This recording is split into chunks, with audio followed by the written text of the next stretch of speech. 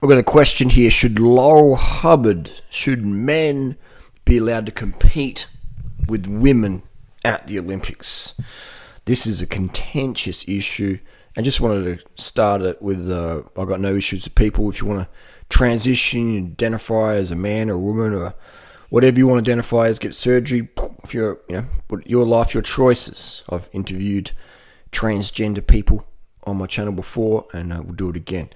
So I'm open with that, just in case there's any people wanted to take me out of context and say I was homophobic or transphobic or whatever. That's not the case. Now the discussion is the Olympics. The Olympics is all about Olympics. The Olympics is a money-making industry. Let's get real here, all right? And the Olympics is a money-making industry. I've had many people over the last 20 years that I've trained with go to the Olympics, various sports, and it's great. It's a great career path for some people, and it's a great sporting goal for many people. It's a cool thing. But let's just be real as well what it is. Let's just show the side that you don't really hear about. The Olympics is a cutthroat, drug-fueled, money-making, political corporation. All right. Now, you can go to the Olympics without drugs. There's no doubt about it. You could definitely, some sports, you can make the heats, you can make the finals, you can do it drug-free.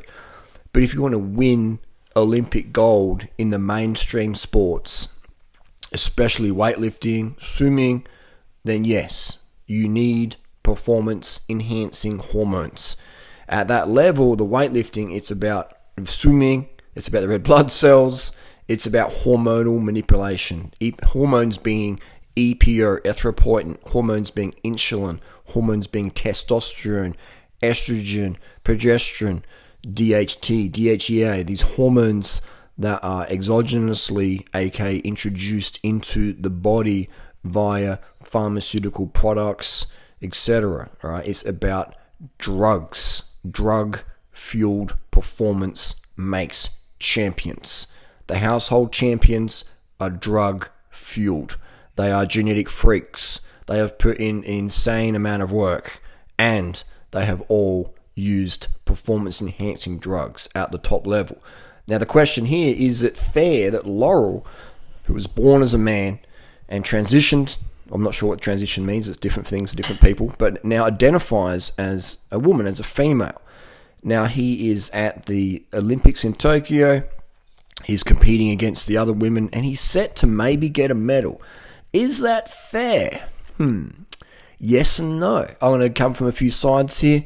I'm going to say that the other women in the event would also be taking performance-enhancing drugs to manipulate their hormones to have ungodly levels of strength.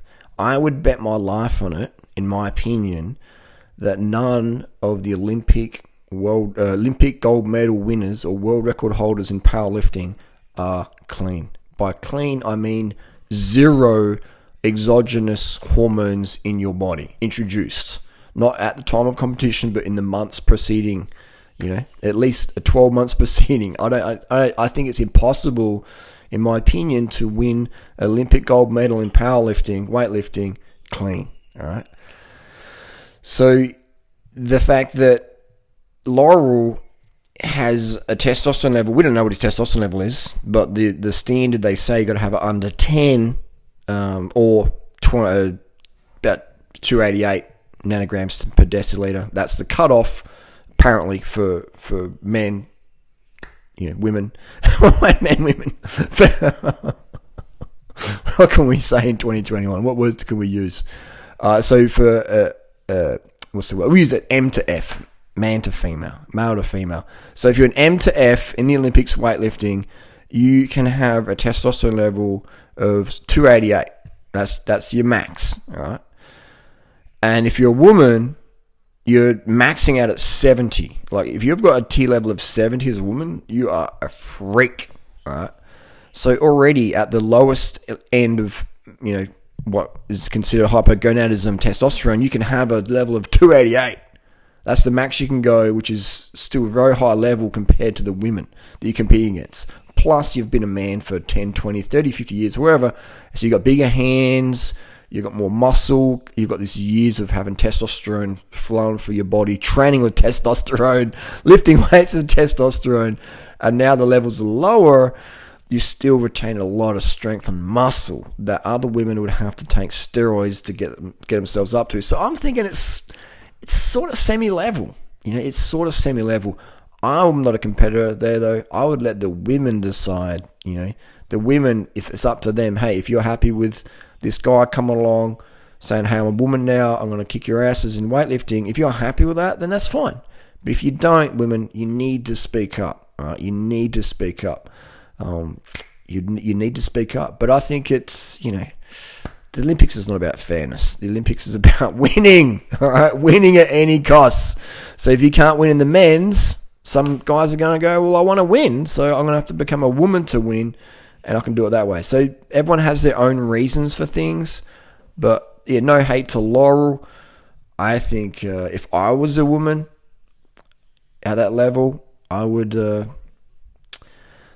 no issue on it, really, because I'm on drugs anyway, and I've got ungodly levels of male hormones in my body at full moon anyway. So I'm going to say in my opinion, it's even, And if it wasn't even, these women would speak up. I'm sure they would, okay?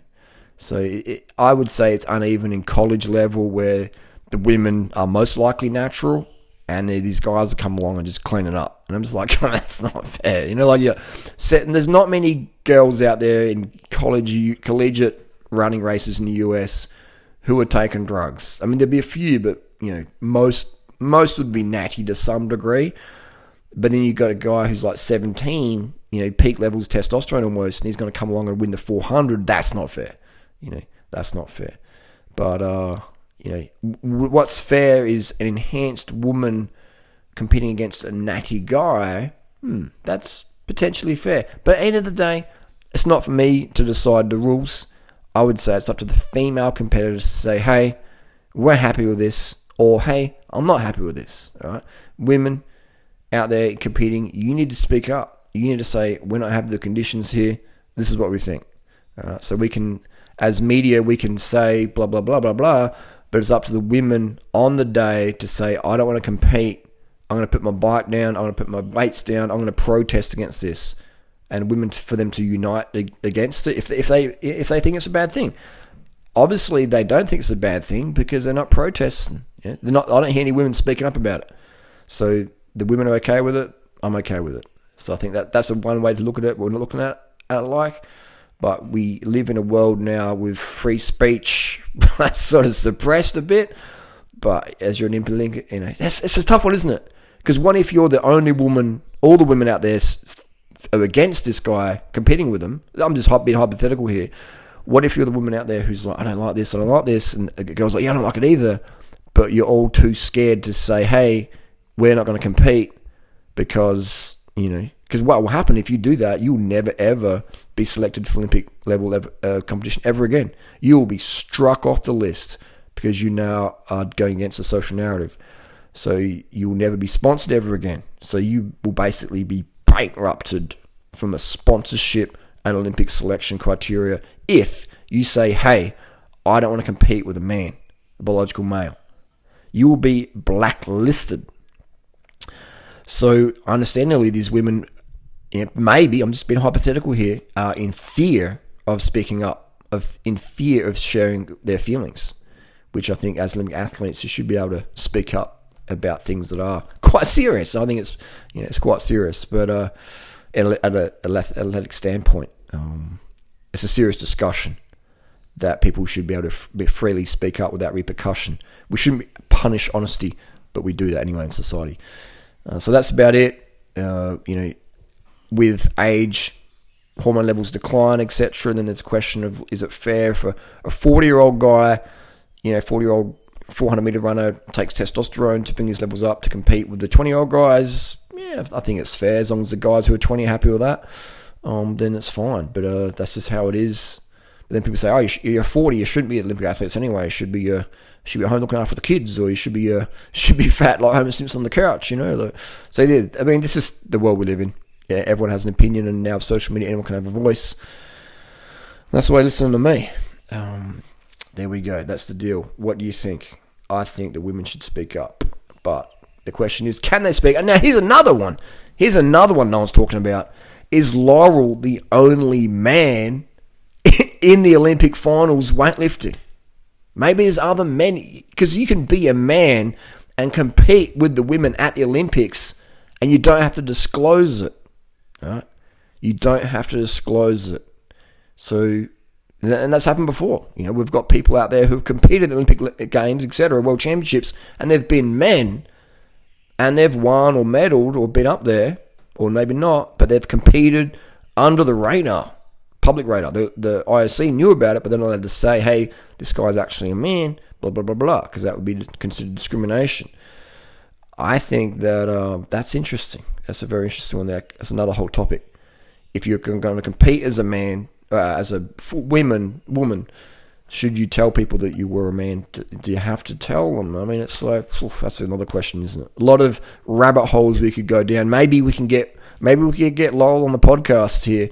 And Laurel, if you can, hit us up, mate. Send me an email, durianrider@gmail.com, and it'd be great to have a chat with you. But I'm not sure if you're too media friendly like that. But it would be great to hear your side of the story for sure.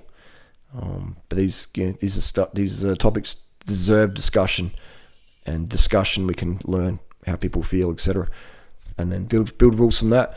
Anyway, that's my little rant. That's my opinion. Share yours down below. We'll see you on the road.